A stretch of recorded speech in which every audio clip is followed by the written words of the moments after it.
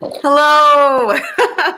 Hi, everyone. Happy, what day of the week is it? Happy Wednesday as a part of This Is Not a Fringe.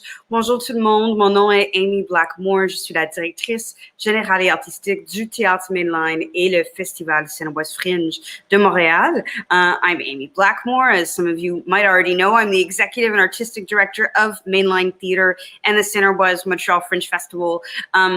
I'm not in my house like I've been all week. I'm at the main line. It is very hot. The flames make a lot of sense. Yeah, I'm at Mainline. It's exciting. There's merch all over the lobby and no one here. However, the ghost is very active and did startle me earlier, which is why I broke Kenny's circle light, which I'm using. So again, Kenny Struley, I'm sorry.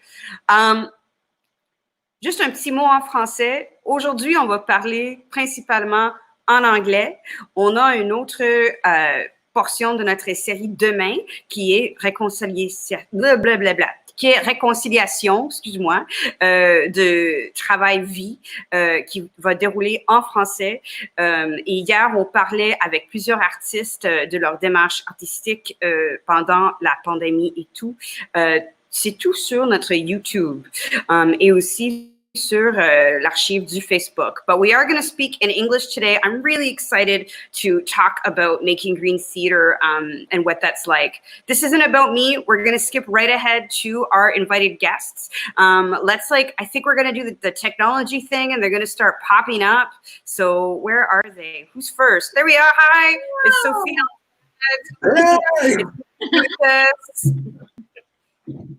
There we go. Kate Clark, welcome. Who's that? Devon Hardy, hello. Hi. And Iman Corbani, welcome. Oh my gosh. Guys, thank you for being here today. I'm really excited to just dive in. This is a topic that just means so much to my heart. And I think that when everything started with the pandemic, I think we were really like knee deep into this. You know, the mainstream media was talking about climate change finally. And I'm kind of wondering where we sit now with it all. Is it still coming up in conversation in your lives? Where are we situated with this? Any thoughts? Oh, wait, before we do that, honestly, guys, me breaking the circle light has really messed me up. I totally forgot. We don't know who you are. So how about before I hear about that, I'd love for you each to introduce yourselves. Murray, why don't you go for it? My name is Murray Utas, and I'm the artistic director at the Fringe Theatre. I'm an artist that spent most of his career here in the western part of Turtle Island and gigged for a long time before settling into a company, and sort of strange shifting from being in the rehearsal hall to, like, you know, making it happen more and having more of an administrative piece to what's going on. But it's also, you know, very humbled by the role that I've been given, and I take it very seriously on how we can really together help Mother Earth moving forward, because she's speaking to us right now, and I don't think we've been listening for a very long time. Thank you. Who wants to go next? Sophie. Hello, I'm Sophie. I'm a theater artist and designer, primarily in costume design, but I'm mostly specialized in costume design. And I'm really excited to be here. I feel like this should be a conversation that we've had, that we should have like a lot more often. So I'm so happy that this is happening and excited to hear what everyone has to say. It's great. Thank you. Kate. Hi, my name is Kate. I am a director and lighting designer here on Jojage. I directed a Frankie-nominated show last year in the Fringe called Tomorrow, which is a climate change remix of Macbeth. So I think that's why I was asked to be here today. And I'm really excited to chat with everybody. Thank you. Devon. Hi, my name is Devon. I'm an environmental professional. My background is in environmental science and water resource management. And in the last few years, I've been working primarily in the arts, and I am the special projects manager at the Quebec Drama Federation. I'm gonna go. Yeah, I'm Iman Corbani, and I'm a scenographer that works mostly in live performance and television. And I'm someone who strives to create green and sustainable designs constantly. And my thesis was, I did 3 years of research into what it means to actually adopt greener practices in theater and what it means for theater to go green. Yeah. And we created a zero waste set at that time. Yeah. right on. Thank you so much. So we have a really exciting group of folks here, and I think I just want to bring it to the beginning of all of this. I keep referring to the afternoon of March 14th, sitting in my office. It was Saturday, getting an email from the government letting us know that we could not have performances in the main space and in the mini that night. They were both sold out. It was a very bizarre day. I think we saw it coming, but didn't know it was actually going to really happen. So we canceled all the shows and have been closed ever since. And it's interesting, I think, in this pause, one of the reasons why I wanted to talk about this topic, again, was because it was starting to get the mainstream momentum going around it, around climate change and where we're at. But also because, you know, I'm curious to see where we're going. I think we are living in a time of transformation, and I want to start talking about the world that we're going to create together moving forward. So I think that for me, at least, that's the intention around this. And I'm curious to hear, maybe just to start off for you guys, you know, how was it at the beginning? How are you feeling? How's it going?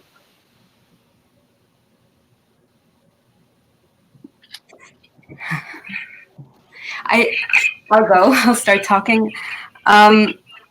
So I think it's something that has been like talking about green and being sustainable and climate change has been way more prominent in other art fields. Like we see it in architecture, engineering, having lead. It has been a conversation. I think theater is a bit behind, honestly speaking. We still have a lot of waste.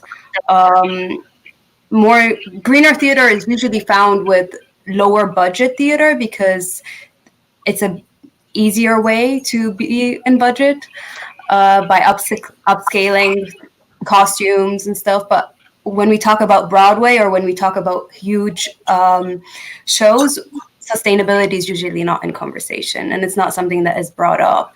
And I know that now there's the Broadway Green Alliance that's actually bringing it up, and more artists, whether in Broadway or not, in the past few years have started to talk, and that conversation has been way more like present, I would say, from my experience. Not so much at the moment. There are other things that are keeping people busy. But yeah. Some of you may have noticed that I put a comment up. If you are on Facebook, please comment away because I might share it like this. That's nice. Tomorrow rocked my world. Isn't that nice? It rocked my world as well. And also, if you're on YouTube, you can make comments there, and Kenny's going to pull them and post them here as well. So shout out to everybody watching on the YouTube channel.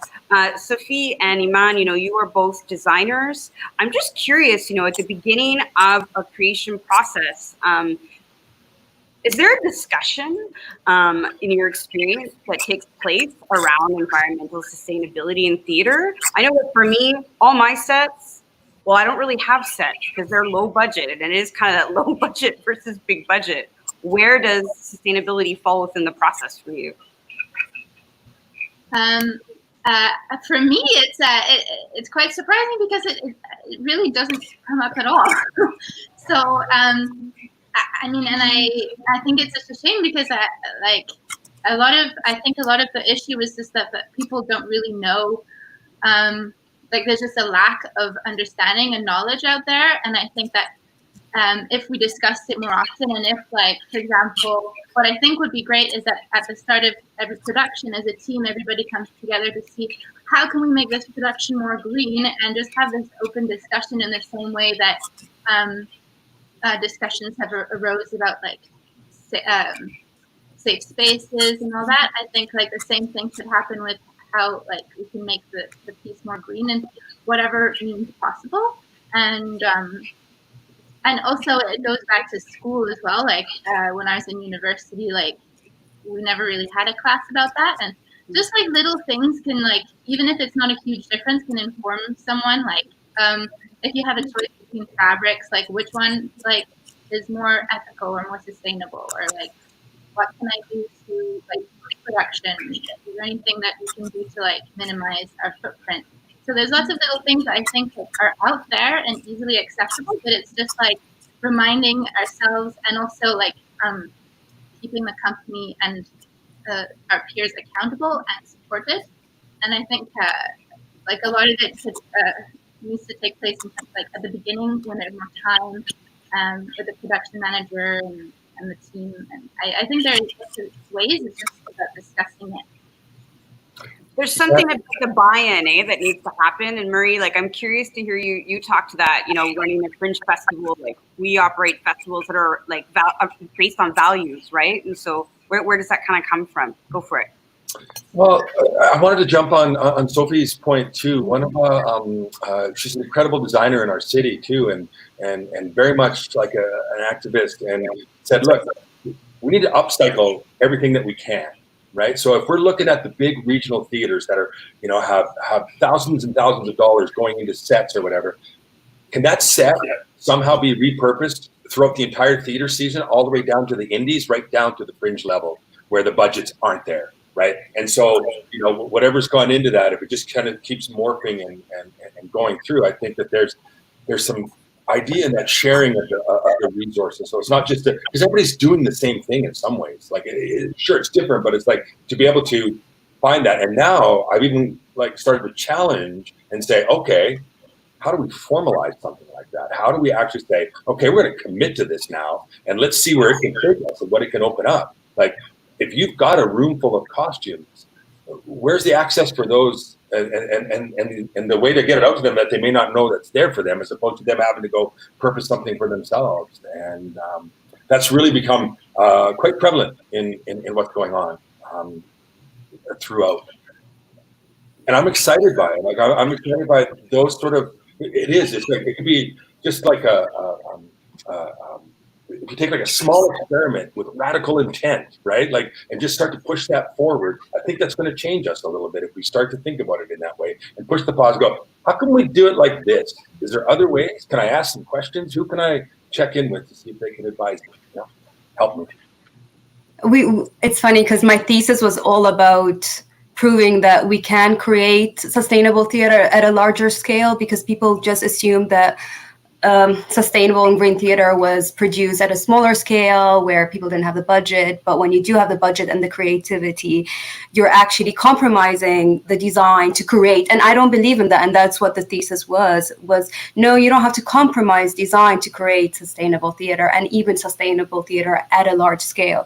We had over 100 people working for us. And the way we did it is we diverted money from materials into labor. And we just concentrated on paying everyone well. And it is more labor intensive, especially if you want to create a zero waste and how to produce something. But you're just converting, you're just, instead of paying more for materials, you're paying for labor more. And I prefer to pay people than to use new materials or like virgin materials and not upcycle. And even upcycling isn't always the answer, right? Because what we're doing with upcycling is we're just elongating the lifespan of the item. But what we really want to do is go into the concept of cradle to cradle, where we really don't throw anything into landfills. And whether we're elongating the life is great, and I'm all for it too. I just want to put it out there. Yes. Yeah, no. Yeah. Devon, I see you getting excited there. Like you were like getting really like happy about that. I'm curious to hear a bit about some of the projects you've been working on and what kind of resources are out there. Yeah, well, I mean, I was excited about all aspects of that. I mean, paying people instead of buying things, great. Elongating life cycles of materials. this concept of cradle to cradle is all something that I think we really need to see more of in the theater. And we have been seeing more of that. And there's, I found there's kind of more and more resources and information coming out to help folks with that transition. Because I think something I've observed a lot is not necessarily there's no, in general, there's no lack of willingness on the part of arts practitioners to be more environmentally friendly. I mean, most people I talk to, they're like, yeah, we really want to reduce our carbon footprint. We really want to waste less. It's just that there's a lot of conflicting information out there. You know, you hear, okay, well, if you use this material, it has a lower carbon footprint, but actually it poisons aquifers. So it's really hard to take in all of that information and make sense of it. So, I mean, like one project that I'm working on currently with the Quebec Drama Federation is this. We're kind of in the research and consultation phase of testing the feasibility of bringing like an environmental impact measurement tool to Canada that is sector specific for the arts. And we're hoping that, you know, if we can get something like this implemented, that there's actually an accessible tool that is user friendly that folks across all artistic disciplines can use. It will inform a lot of those decisions, because I think a lot of the time it's just like you may not know the carbon footprint of various materials. You might not know where things come from. You might not know the actual impact of, you know, swapping out your lights for LEDs. It's really like there's so many factors, and we're not even just talking about climate change. Like there are you know, air and water pollution considerations. So there's like all this information coming at people that's not easy to dissect. So we're hoping to make that a little more clear. Yeah, that's great. I really love that QDF has taken on this project. I really feel that it is the role of art service organizations to really stand up and do some of this work so that the wealth of knowledge can really be shared, hopefully nationally and beyond. I know that for myself, you know, I think when I started down this path, you know, I was lacking the words and the terminology and just like some basic understanding. Like my heart was in the right place, but I needed something else, something more. Because we're not talking about recycling. Like, you know, we're not talking about putting our blue bin out. We're talking about something that's way bigger than that. And I think that we need buy-in from audiences as well. So I really get excited. Oh, hey, Patrick, making comments from QDF. I get really excited when I see that there's art being made about this kind of topic. And Kate, I'm curious to hear from you a bit about your process and what led to tomorrow. Please take it away. Sure. So I was approached by Ryan Bomarito, who wanted to produce a version of Macbeth that had to do with climate change. And he was really passionate about these two things that somehow go together. And at first I was like, okay, let me give it another read, because that's often like not the first thing you think of when you think of the Scottish play. But actually, when you get into the text, there's a lot of Macbeth ambition that is a parallel to humankind's ambition and how that's propelled us forward and ultimately screwed us over. That combined with all this imagery of how the land around him is changing. So we started a devised process with a group of us and like really digging into the text.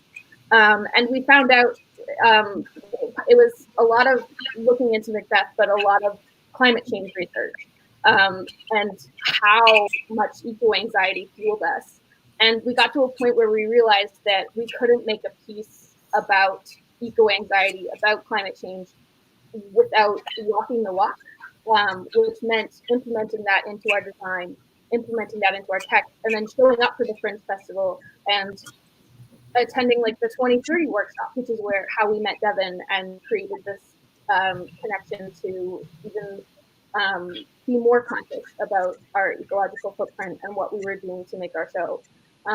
So it started as like a seed of an idea, and now it's gone on this journey of how do we keep working actively to make theater that like really gets people in their gut and really sparks that eco anxiety, but also shows that in action. Can you describe what eco anxiety is? Sure. So I don't have like the Webster's dictionary in front of me, but basically what it is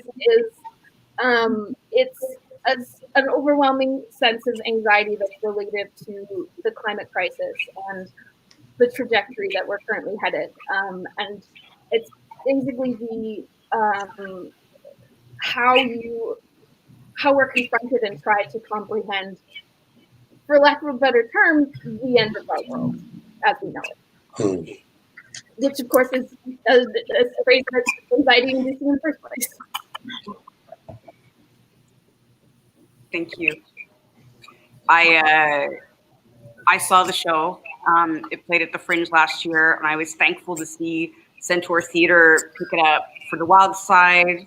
We just canceled. Well, I mean, it wasn't even announced, but we were going to do tomorrow in April around like Earth Day and around that week, and hopefully we'll bring it back next year. But I just, I want to applaud Centaur and any theaters out there that really are booking work around these topics because it is important. And I would like, oh, hey, I'm just noticing my mother-in-law is here. Hi, Trish. Great discussion, she says. She's such a great cheerleader. Thanks, Trish.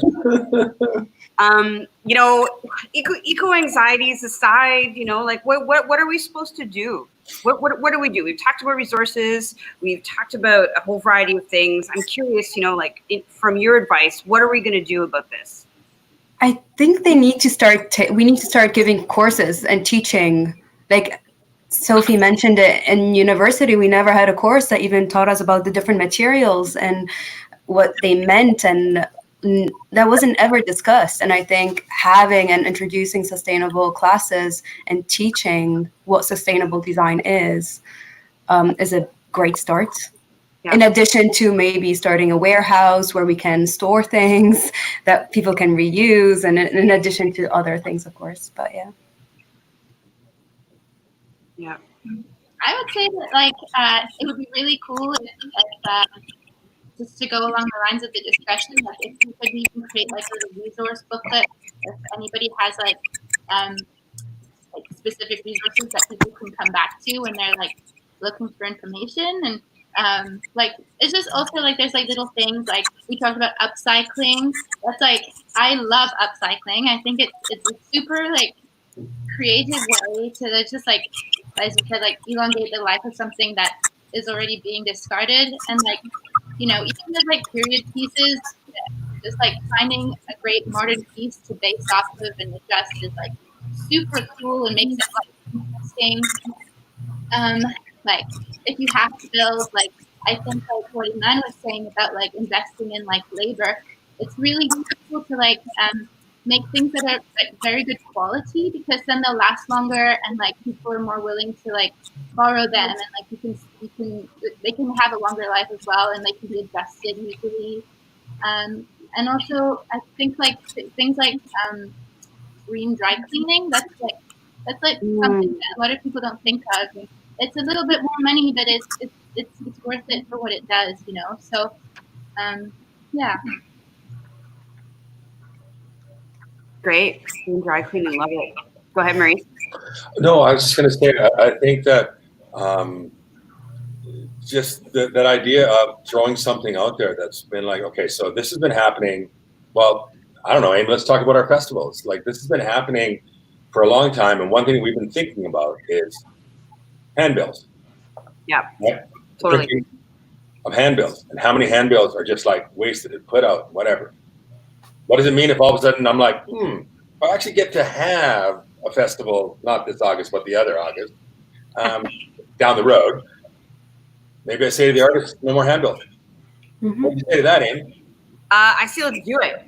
Then let's do it. No more handbills. No more handbills. Done. I think Everyone has their phone. They can scan it like a code, barcode, get information. Doing it.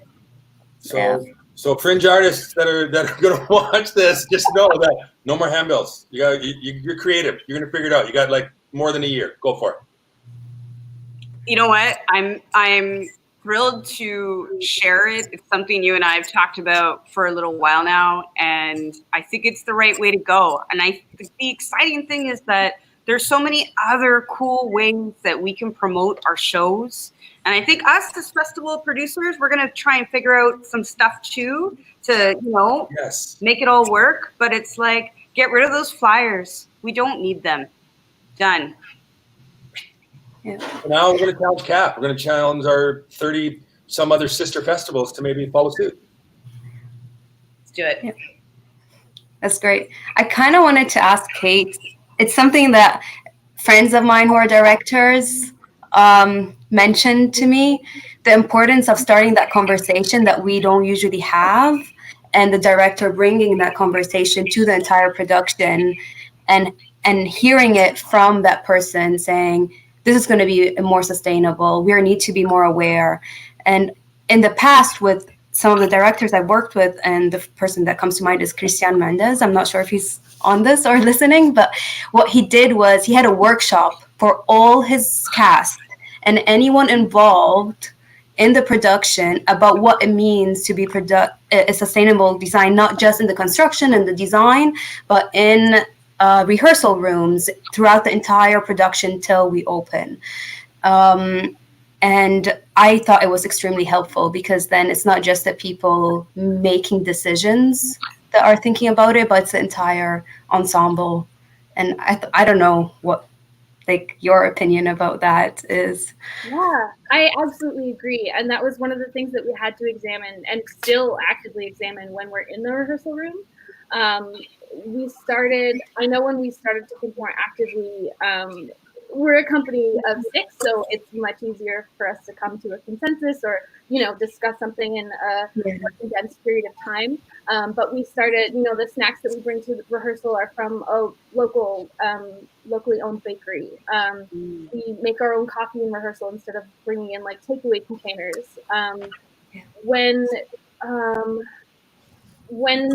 we started talking about land acknowledgements within our performance and how we wanted to do them and that intention, we ended up derailing an entire rehearsal block just to talk about what that meant to us. And if we were doing a land acknowledgement, then what were we doing to support the indigenous land that we are performing on? So I think when it comes to doing it on a macro level, when we're looking at how we structure our rehearsals, there needs to be flexibility in when it's in order to make space for something that should be talked about. Yeah. I'd like to say we had I think an important thing to keep in mind is that this is an issue for all of us, and it is also an Indigenous issue. And we unfortunately were unable to find an artist that was available to come and speak, but I did want to bring that up. And then I also wanted to throw out an idea. Just listening to you speak and sitting in Mainline, Caite, I'm like, okay, well, when we start renting to companies again, should venues like Mainline, do we need to have a green, a sustainable section of our contract that says if you're coming to do work in our space, that you're going to do your best to X, Y, and Z? It's something that Devon, I think, has brought up before to me. I'm curious, as somebody who does shows, how would you feel about that? And I mean, people listening too, what are your comments on that? I think it's easy. Yeah. Just do it. Yeah. Okay, cool. I think you might have to have a bit more guidelines, specifically for the people who are unaware. But yeah.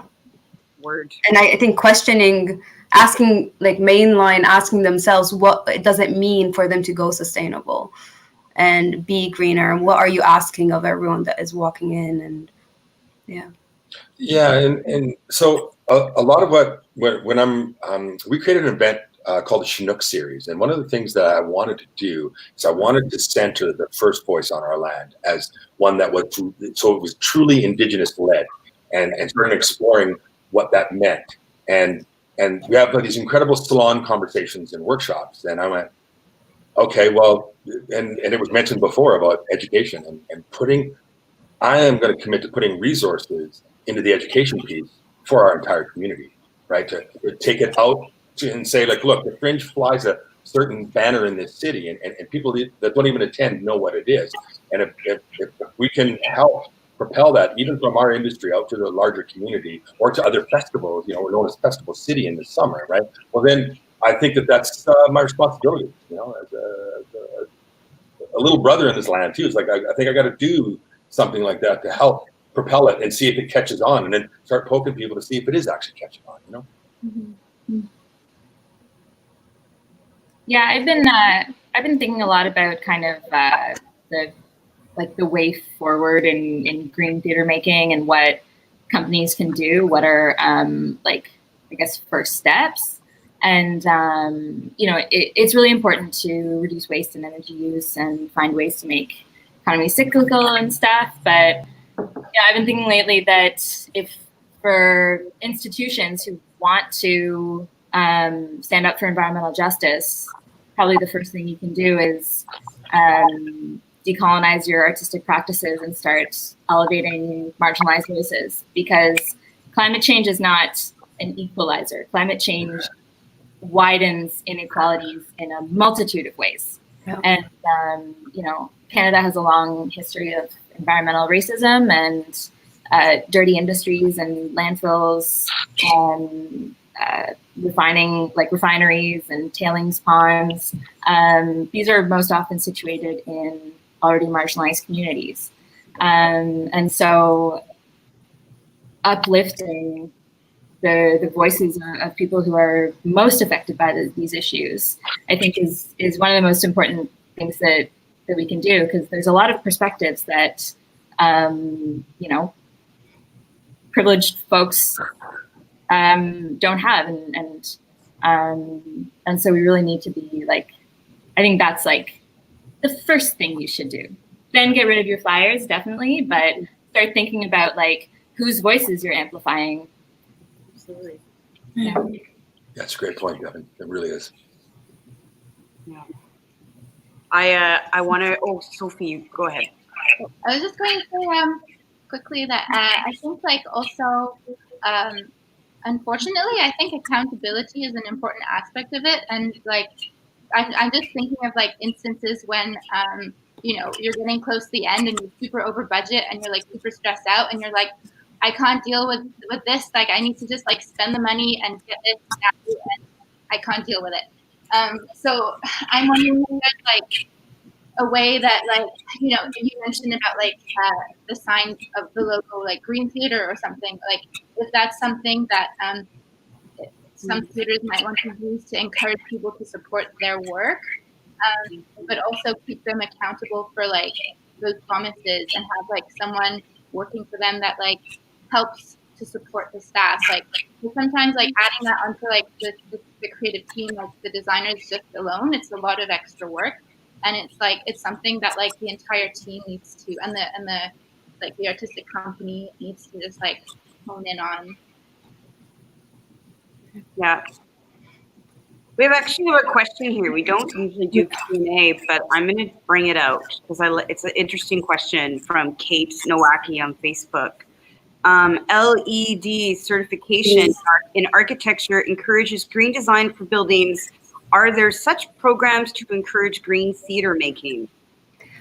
No.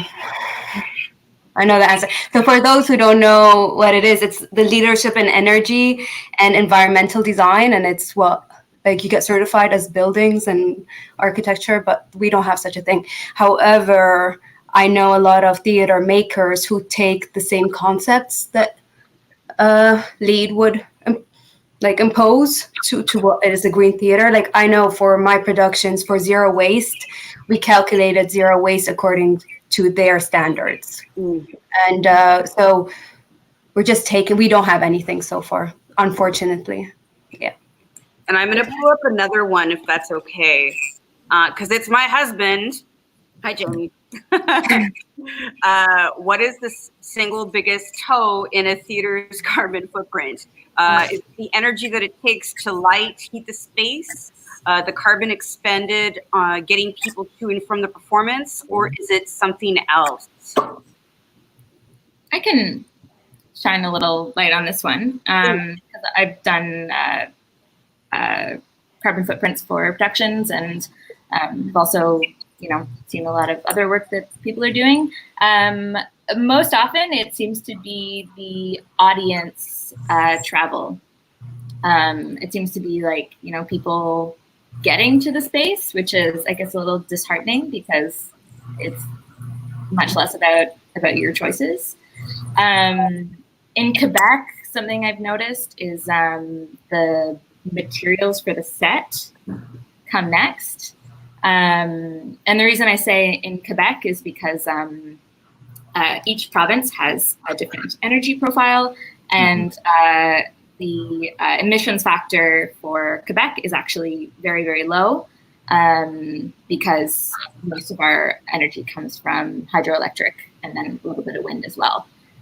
So actually, like theater productions in Quebec, the energy footprint of those productions is generally quite low. Whereas if you made the exact same show in, say, Alberta, the carbon footprint of the energy usage would be like roughly 500 times higher. Here it tends to be the travel. Thank you.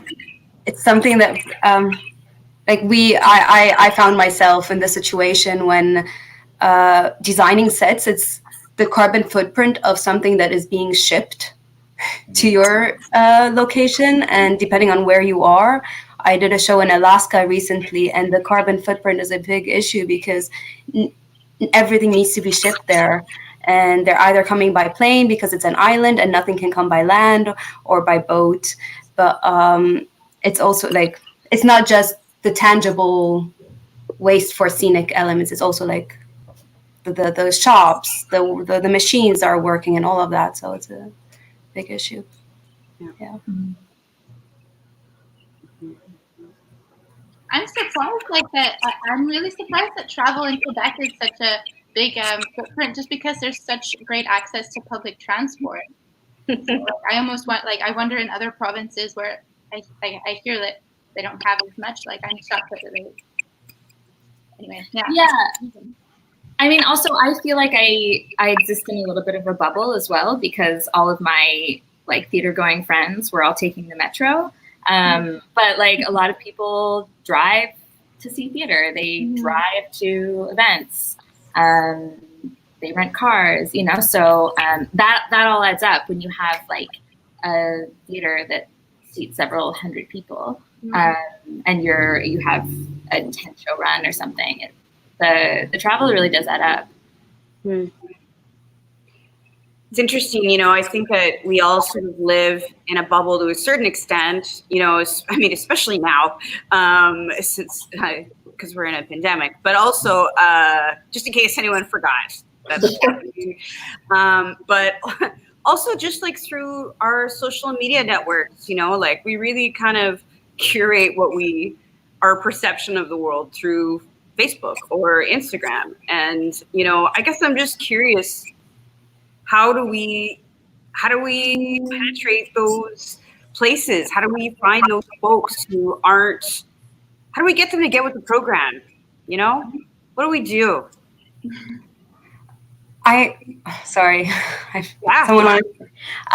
So the Broadway Green Alliance, what they're doing is really reaching out to schools, having people represent them so they can have these workshops, so they can have this informative aspect to producing more green theater. But what they also do is they go and ask certain theaters, directors, designers to take a pledge, in a sense, to create green theater, and they're working on producing. I don't know if there's anything in Canada that does that at the moment. I've been in the United States for the past 4 years, so that's what we're working on here. I think that should be created and worked on there, of course, too. How is the conversation, Murray, in Alberta in general around this? Like, do you talk to other theaters about it? Just for perspective. Yeah, and I've been, I'm still mulling about the idea of how do we reach out to those that are like, on that planet and on the other side sort of thing. And here in Alberta, especially, right? Like with the current government, I don't want to swear, but I really feel like I want to swear. How they're reversing so many things, and it's like it's even further now that we gotta double down and establish that.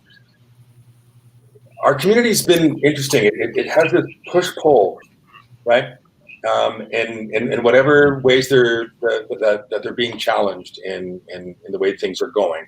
But I think that truly developing something, I like that idea of everybody going, you know what, I'm going to commit to this. I'm going to sign off and pledge to that. And I think that stimulating that within our community, we do talk to each other right now, but not enough, not near enough about the really, really important things, because people are still so colonial and looking at, oh, these are my ticket sales, this is my audience. Like, I got to protect me. I got to look after me. I got to. I'm like, if we don't look after each other, there's no me left. Like, come on, you guys. It's time to shake the shit up. Sorry, I did this fast. Yeah, I love it. I'm on it. All right, let's see over here. On YouTube, we've got folks watching. I think we've got about 20 over on YouTube, another 22 here. Guys, it's just exciting to be able to talk about this in this context. If we did this at the beer tent during the Fringe, I just want to say like 5 people would show up because everybody would be like in between shows, running around. It's true. We know it. We did have good attendance last year at the Fringe 2030 event. But I mean, I think that was special. And then we have Alicia over here. I just want to share what you're saying, Alicia, who is a theater tech stage manager extraordinaire. For techs, it would be fulfilling to know the set we are taking apart isn't destined for the dumpster again and again and again. Yes, so please to more storage. I want to add something, Alicia, like I think with sustainable design and scenery specifically, what I had to do when we were creating a zero waste set was actually design how we're taking it apart and how each thing is dismantled. And we created this like concept of 4 bins where what is actually being recycled, what is actually being like reused, what is actually being going to compost, etc. And after doing that, things were color coordinated in the drafting and the plans. The materials were very specific because we had to study the materials that we used. So when the techs actually got the plans and we were doing our waste audits, it was very easy to follow and create that part. But it comes with the design. Like you can't design something and then decide, oh, I want to, like the building has to be also thought through, like, okay, you can be using paint on wood if you want to recycle it or you want to use it for a different reason, or you can't be using glue to stick things together. Maybe you only use fasteners. So there's all these different elements to construction that were also implemented so we could have a better tech and strike. Yeah. I don't know if that made sense, but yeah. Yeah. Sorry, I just want to jump in. There was one comment that also got shown about rewarding audience members that show up on their bike or public transit and whatever. We worked with the Edmonton Transit System with our volunteers and said, look, our volunteers are artists. We want them to have passes on transportation so that they can get down to the site back and forth on public. And then I'm now working with a lot of the Bike Community Society as well to say, ride your bike down, go see a show and we'll tune your bike up for you while you're seeing the show. Like, so there's the, you know what I mean? Like just encouraging that, or teach people to look after their own bike as well, or, and have, you know, show them where bikes can be brought, and like, you know, yeah, there's a lot of things I think to be done. It just sort of just keep rolling them out and doubling down on them.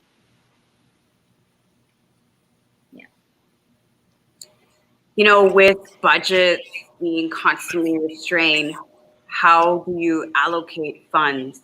I appreciate, I think it's really thoughtful, the idea of planning, taking time to think, and having it be part of the process, part of the creative process for Caite, part of the design process for Iman. Where do you pull money from? Is not having the money an excuse? Yes. Okay. Straight up, yes. It's an excuse for a lot of things that are going on right now, right? You don't want to deal with your own systemic racism. You don't want to deal with a bunch of things because everything's just too difficult. They don't have the budget. Move that shit aside. It's time to move forward. It's like you have to go, I'm just going to change things. I'm just going to shift whatever we were doing here, and I'm going to put it here instead.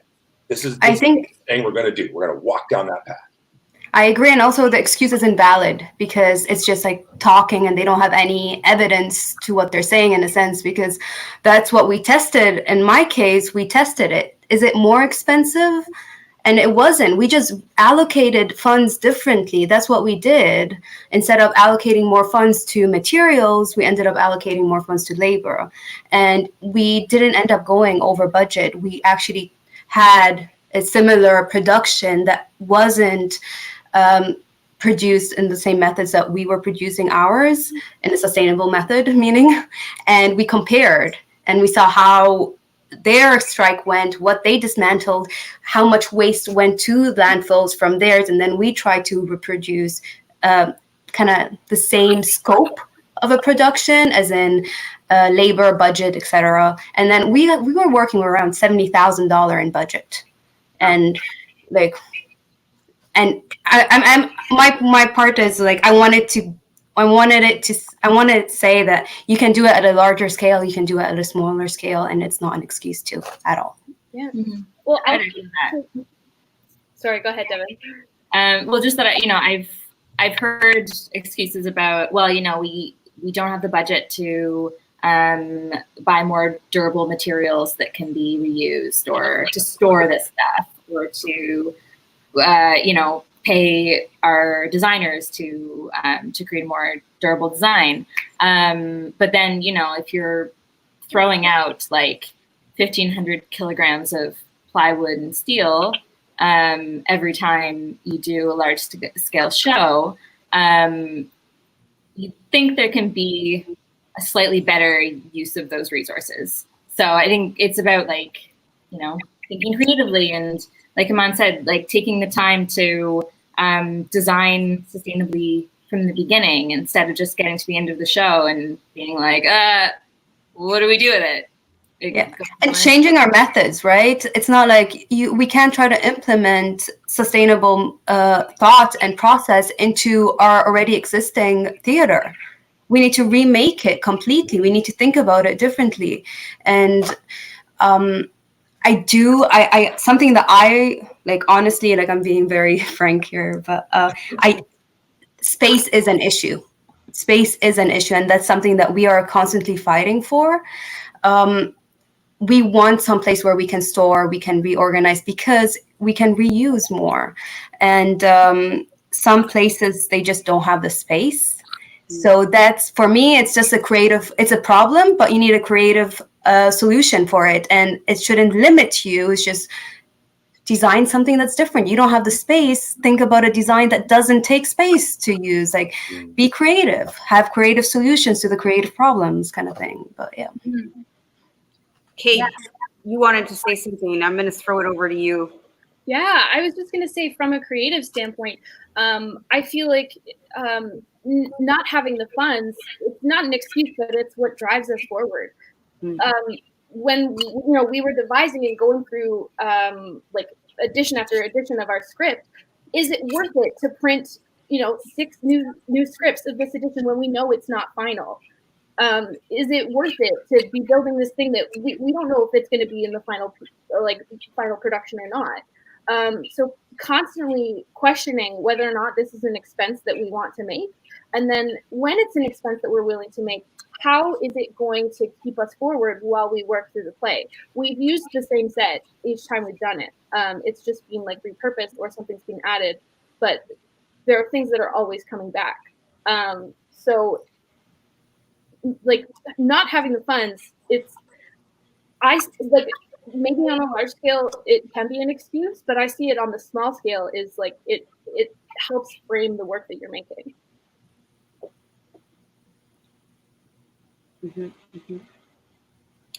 I know that I often go back to thinking about institutions and institutional change that is in progress and evolving and continuing. And I really believe that in the coming years that grant agencies are going to expect us to include our practice in our grant applications. And if you are running an institution and you feel like you cannot afford these problems, please call me. Because I will be happy to talk you through some of it. There is money you can apply to do an environmental impact study on your organization. We did it. We were funded by the Conseil des Arts de Montréal, and Devon did a great study for us that really helped us learn a lot. We didn't get all the money we asked for, but they gave us money. It was great. So just to say, like, I agree with the no excuses aspect of it, and I do think that there is some cash out there, especially to get this started, especially if you are a larger institution. So please give me a ring.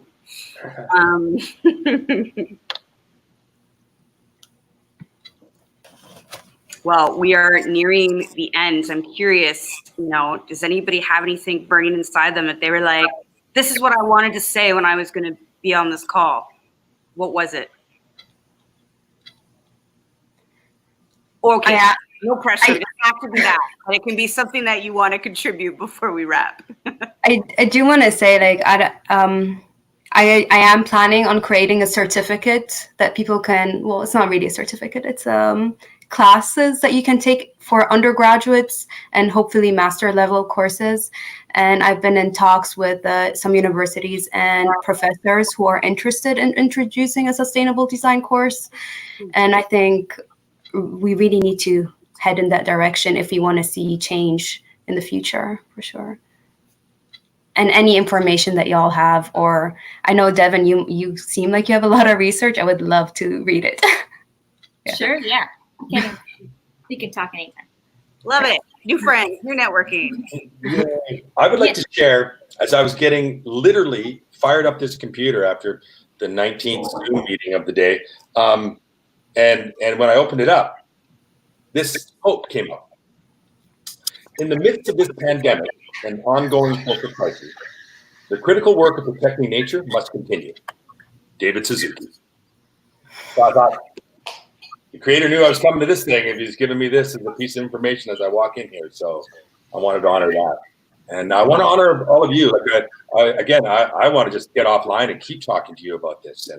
And I want to make the pledge that we're doing things. Like we're doing things. And it's all just, I want to do so much more than what we're doing, but I just keep doing, right? So for example, we're on a search right now.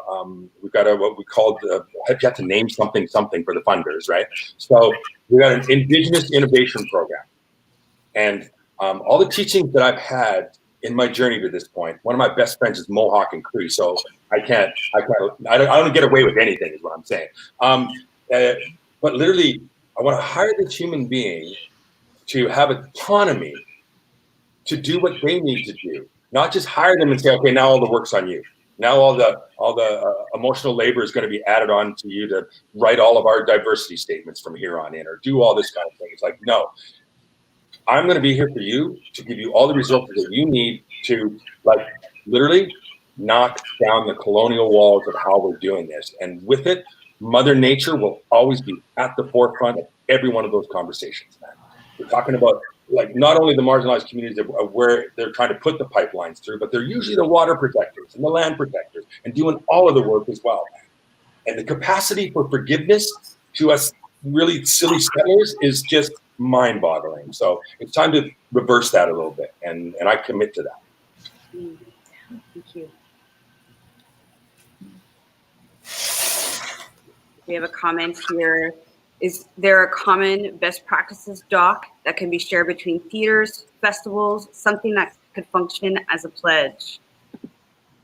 So I mean, there's like, I guess because I work in the intersection of these two fields, there are actually loads. Like I'm kind of constantly inundated with like, you know, oh, well, this organization made this like set design guide, and this organization made this.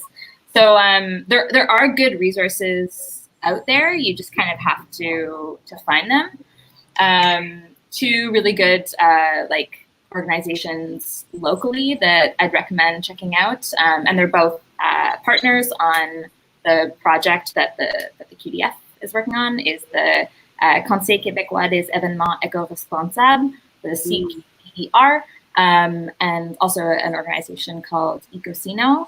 And they're both, they've, you know, created resources, they're doing work locally. So if you're based in Quebec, those are two organizations that you can check out. And I mean, Ecosino is working on creating like an ecosonography guide for Canada. Yeah, there's loads. I mean, people can like email me. I know of a book. I don't know if you know it, Devon. It's specifically for theater. It's called A Practical Guide to Greener Theater. It's a book. I actually have it. Oh, okay. I'm not sure if I've seen that specific one. I think we're going to have to look up some of these things and put the links in the comments. Yeah, here. I can give a lot of book recommendations. That's for sure. I can do that. Thank you. That'd be so great. Yeah, I think we'd all love to read. We got time. Let's read. Let's focus on that. I want to thank you all for joining us. This has been a wonderful conversation. The hour, of course, flew by, as it always does. I want to, please, if you enjoyed this, please share it with your friends. Again, it will be archived on YouTube and on Facebook. I think that I don't know the stats for yesterday, but for our first talk, we had over 1,000 views, thanks to all the sharing and caring that was going on. So it's some really important conversation. We want to make some change happen in our industry and in our society. So we will put some resources, I think, in the comments. Thank you, Deirdre. Really enlightening from Deirdre. That's very nice. And I thank you all again. Tomorrow, c'est en français demain. We're talking in French tomorrow again about Parlons de la réconciliation travail-vie. So that's like work-life balance. I'm very excited to listen and be a part of that conversation. I think it's one that I'm probably going to do more listening, I feel, than contributing in that one. And then the following day, I'm really excited. We have our bilingual session to wrap us all up. And I kind of paused because, you know, I'm curious to see how it will work bilingually. I mean, we are in Montreal. We do speak Franglais, most of us. So we'll see how it goes. But I'm really excited. We're going to talk about the future of art dissemination with some really incredible folks, such as Mike from Jordy, Vincent from L'Orftea, Sophie from Densité, and Lee from the Indigenous Fringe. So we're really excited to connect with all of them. Tonight, we have a show that will be live streamed with Mo Clark, who's an incredible Indigenous musician. We're really excited to have her. There's programming going on. Oh, wait, that's it. Thank you all again for being here, and we'll see you tomorrow. Take care. Thanks so much. Thank you. Thank you.